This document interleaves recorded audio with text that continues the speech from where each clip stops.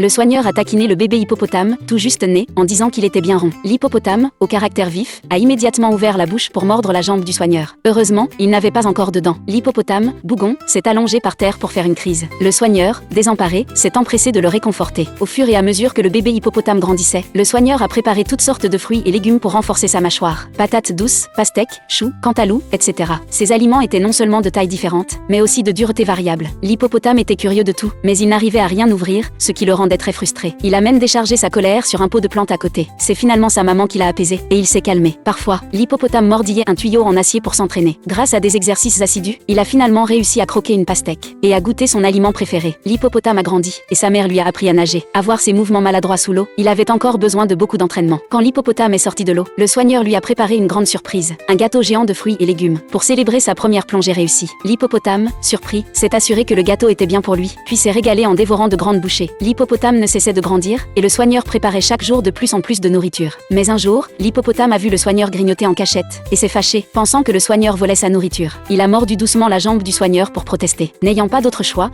le soigneur lui a donné l'autre moitié de la pastèque. En réalité, le soigneur et l'hippopotame étaient très proches, et ils faisaient souvent des concours de force. Mais à mesure que l'hippopotame grandissait, le soigneur n'était plus de taille. Il perdait à chaque fois, et l'hippopotame finissait toujours par le plaquer au sol. Un jour, le soigneur a vu un liquide rouge sur la peau de l'hippopotame, et a craint qu'il ne soit malade. Il a alors accordé une attention particulière à son hygiène, nettoyant la saleté sur ses dents avant chaque repas. Même si l'hippopotame résistait, il ne mangeait pas tant qu'il n'était pas propre. Grâce aux soins attentifs du soigneur, l'hippopotame était plein d'énergie. Parfois, le soigneur le taquinait même avec de la nourriture. Avez-vous déjà vu un hippopotame aussi adorable ?